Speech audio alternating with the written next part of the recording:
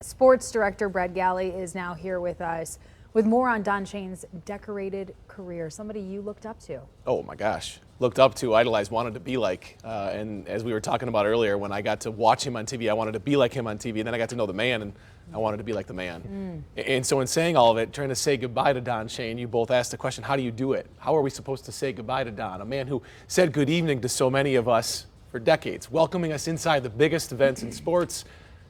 I'll start to attempt to say goodbye by leaning on another man I admire that worked also so closely with him, Tom Lydon. He told me to make sure tonight we celebrate Don. Of course, you have to.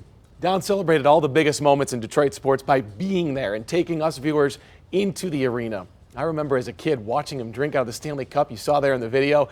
He drank out of the cup with the Red Wings because they invited him to take the sip out of the cup. He was no stranger to the team.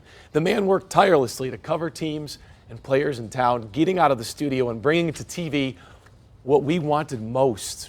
He taught me, when I was an intern, how to find time to prioritize family as well. Lessons at work and in life that I live by, and so many of us that pass through the 7 Sports Department live by. Dave Llewellyn was here a short time ago and shared some of the sentiments that we all have tonight.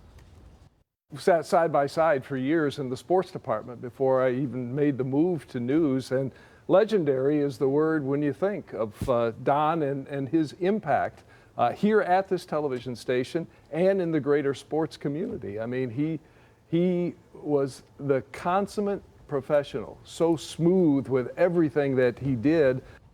He was unique, and tonight we certainly pray for Mona, Justin, Lindsay, and their entire family. Tonight it is an honor. Another Channel 7 legend, Diana Lewis, joining us live over the phone tonight to discuss Don's larger-than-life legacy. Diana also bringing on a special second guest, very important voice to the conversation. Diana, I'll let you take it from there. Are you with us on the phone tonight? Yes, I am. Thank you. And good evening, everyone. Oh, Brad, did Donnie love you? We were looking over your tapes, and we knew that you were going to be the person that you are, a #1 guy in the sports world. Donnie, indeed, was not only my friend like a brother, but the greatest of all time. I could actually say that when it came to the sports world in Detroit, Don Shane was the sports spirit of Detroit. I would be there when he would receive, the scoop, as we called it. He was trusted with all of the sports teams there. He would say, D-Lou, I got some scoop, I got some scoop. And they did that because he would handle it with grace and dignity. He was top notch. I love Donnie so much. We had wonderful times together. I palled around with him to many, many events. He was a wonderful friend. I love the family, very close to the family, on the phone with me right now. Right now, Mona Shane, Don's wife of 38 years. Mona, good evening to you, and thank you for joining me tonight. Thank you, Diana, and thank you, Brett, for that beautiful introduction as well. On behalf of Justin, Lindsay, Justin's wife, Dina, and my new grandson, Dino, I want to just thank my Channel 7 family and viewers of Channel 7, as well as my wonderful friends in Michigan, for reaching out to my family, all of us, with their kind words of love, comfort, and memories. Diana, Don loved you as a soul sister. You were his soul sister. Our families are joined together forever. We have shared many special memories together. And I love the time, Don loved doing the Dare Dons. Sometimes I would say, what are you doing? Especially the Chris Spielman one.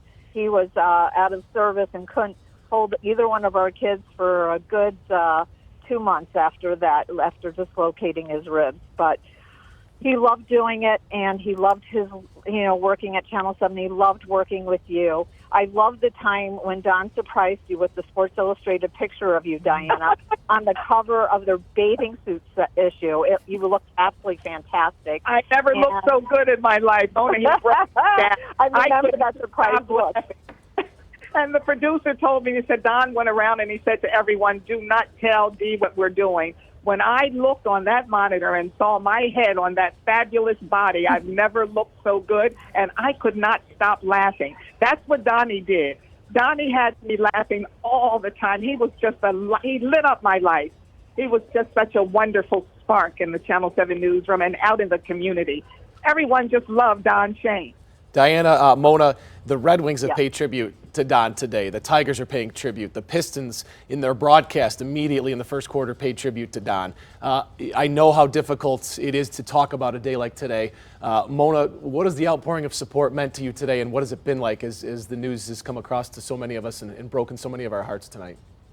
It has been so hard, but so grateful for the lives. Don and I spent 29 years, wonderful, incredible years in Detroit. Detroit is our family. It is our home. I grew up. Both of us grew up in Maryland, but Detroit is our home. And Don worked for 6 years at WXYZ and then spent 23 incredible years at WXYZ as the sports director. He loved working with Davey Lou and Tom Lydon. He was so proud of Tom. Brad, he was so proud of you and your accomplishments.